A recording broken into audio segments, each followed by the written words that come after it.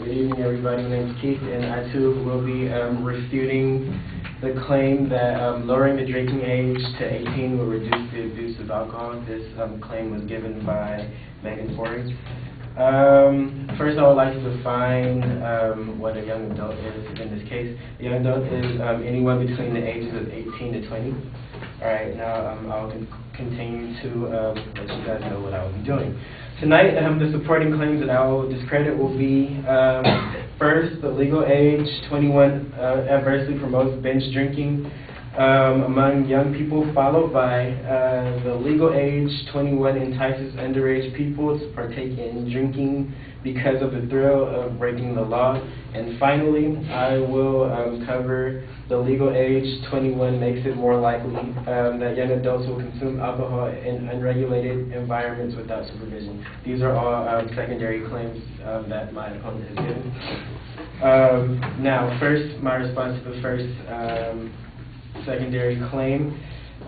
Legal age 21 adversely promotes binge drinking among young people.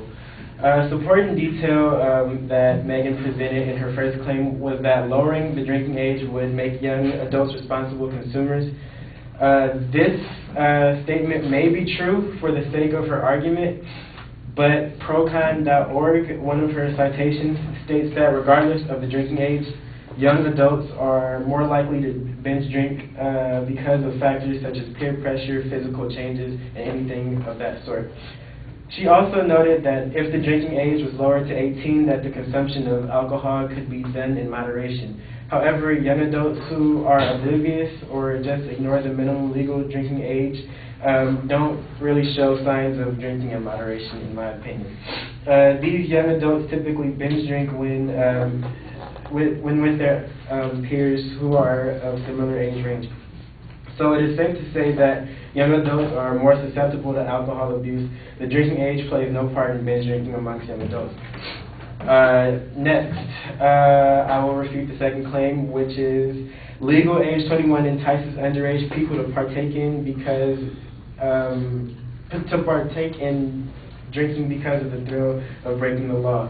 There was not many supporting details behind this claim, but let me say this.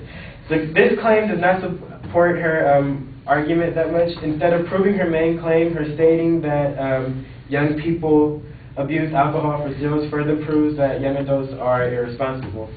And based on a study done by the National Institute of Alcohol Abuse and Alcoholism, young adults drink alcoholic beverages for the thrill of risking intoxication, not necessarily to rebel against the law.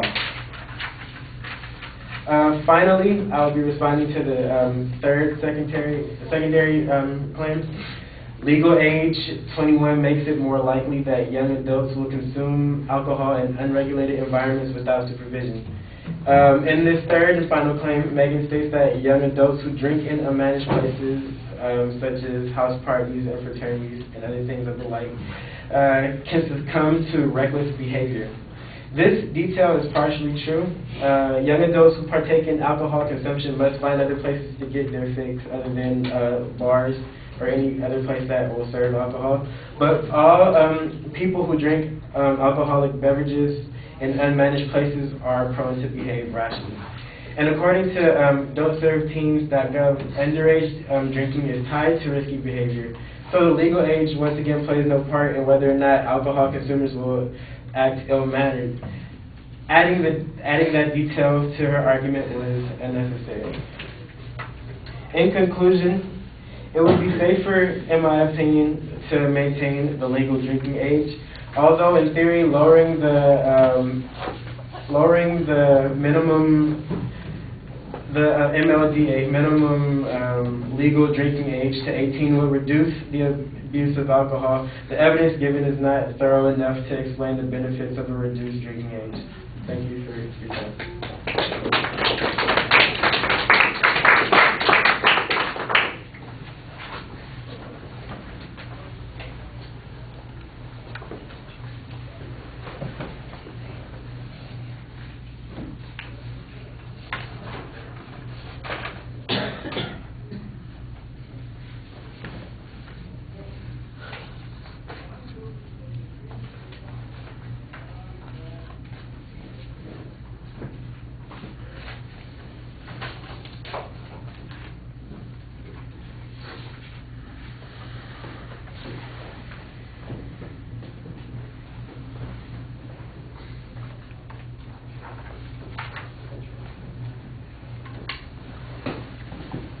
All right, all the labeling is clear. The signpost on the first point is pretty straightforward. You've got a counterclaim here suggesting that binge drinking is really a consequence of other factors rather than age, and I thought that that was a good piece of information. In fact, it was so good you're usually getting down on the third point, and I think that it needs a little bit more development here.